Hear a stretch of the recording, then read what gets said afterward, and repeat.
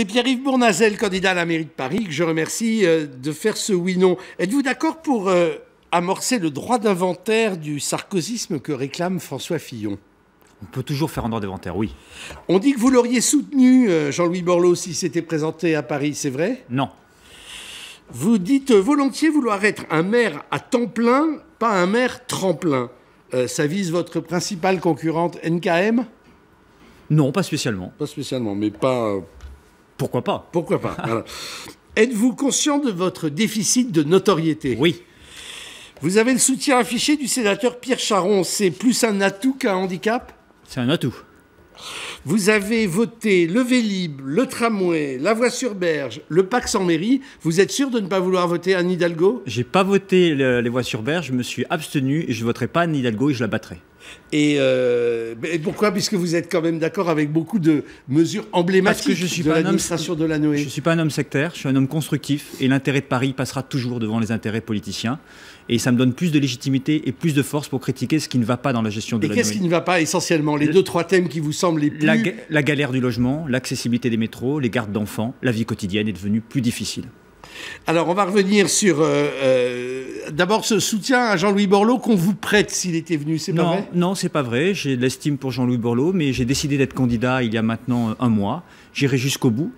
Effectivement, vous le disiez tout à l'heure, il me manque la notoriété, mais ça, je vais la gagner le temps de la campagne. Je suis prêt, humble, mais très déterminé à porter un projet pour les Parisiens. Je veux être le candidat des Parisiens, le candidat de la sincérité et l'authenticité, le candidat de la proximité. J'ai déjà 10 ans d'expérience à Paris, sur les grands dossiers d'urbanisme, sur le Grand Paris, sur les grandes métropoles. Je suis secrétaire national de l'UMP en charge de ces dossiers. Mais j'ai les pieds dans la réalité sur le terrain. Depuis 5 ans, je suis élu du 18e arrondissement. Oui, alors vous avez commencé avec Françoise de Padafieux dans le 17e, et vous avez volontairement choisi le 18e qui était moins facile, entre guillemets. Oui, c'est l'esprit de conquête. J'habite le 18e arrondissement et je trouve qu'il est légitime de se présenter là où on habite. C'est plus respectueux des électeurs. Vous voulez dire que les gens qui habitent Longjumeau... Non, je parle pour moi. Moi, je respecte tous les autres candidats. Chacun défend sa propre candidature. Je ne vais pas défendre celle de Nathalie. Elle n'est pas là pour défendre la mienne. Je la respecte. Et chacun, dans le débat, jugera qui, au fond, porte la candidature la meilleure pour Paris. Mais dans votre formule, là, c'est bien trouvé. Un maire à temps plein, pas un maire tremplin. C'est bien quand même un profil à la NKM que vous visez, c'est-à-dire quelqu'un qui se servirait de Paris comme marchepied vers d'autres ambitions, notamment présidentielles. Je veux le dire, je respecte Nathalie et je la soutiendrai si elle gagne cette primaire, mais je pense que cette primaire n'est pas jouée et qu'il y a la place pour un challenger. Je le disais tout à l'heure, je suis prédéterminé parce que je connais Paris. J'ai compris les Parisiens depuis maintenant plus de 10 ans. Je vis comme eux dans cette ville, je comprends les besoins, les attentes légitimes de la vie au quotidien. Je veux porter aussi une nouvelle vision. Je veux réveiller cette ville sur l'attractivité économique, sur le rayonnement culturel, mais je veux porter des solutions sur la vie quotidienne. J'ai commencé sur les transports, j'ai lancé le premier, la bataille des idées.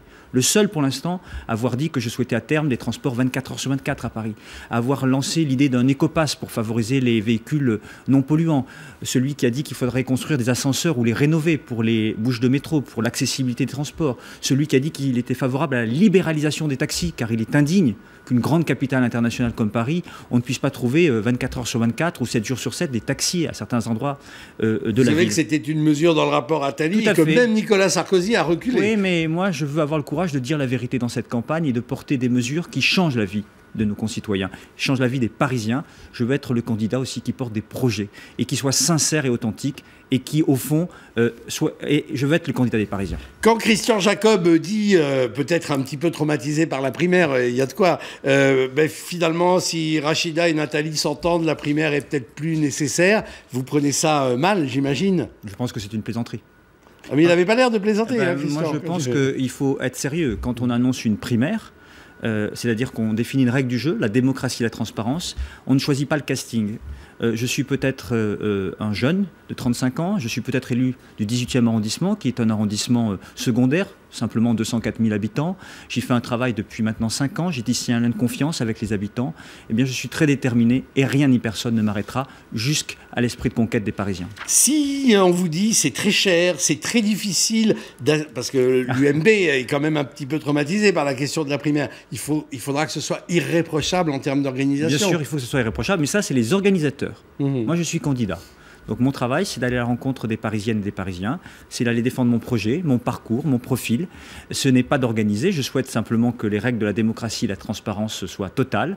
Je souhaite un vote, par exemple, fin mai, pour qu'on ait 3 mois de campagne, pour débattre. Vous savez, la primaire, c'est une chance pour nous, parce que le candidat ou la candidate désignée sera légitime, parce qu'il aura ou elle aura l'onction des Parisiens. Et par ailleurs, c'est une force pour nous, parce qu'on va pouvoir critiquer le bilan pendant 3 mois de M. Delano et de Mme Hidalgo. On va pouvoir porter des projets et remettre la droite au centre du jeu à Paris, parce que ça fait bien longtemps que la droite n'a pas tiré les leçons du passé, de ces démons de la division et des démons des parachutages qui sont arrivés à grand renfort de sondage, à grand renfort de pression médiatique, qui ont échoué. M. Seguin, Mme Lagarde, M. Cavada, Mme Versini, Mme Jouanneau, tous sont venus d'en haut, avec l'onction médiatique, l'onction sondagière, et que s'est-il passé? Ils ont échoué. Moi, je veux rompre avec cela. Alors ça, c'est sûr qu'en termes de notoriété, l'onction sondagière, vous ne l'avez pas. 2% de Parisiens de droite vous connaissent contre 47%. Non, ils ne me connaissent pas.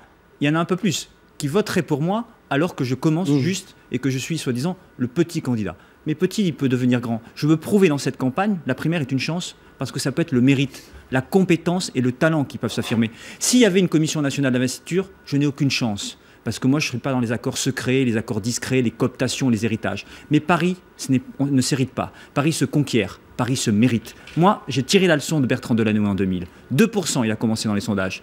Il a écarté Jack Lang, puis Philippe Seguin. Parce qu'au fond, même si nous ne partageons pas les mêmes idées, il avait la passion de sa ville. Mais une passion sincère, et j'ai la même.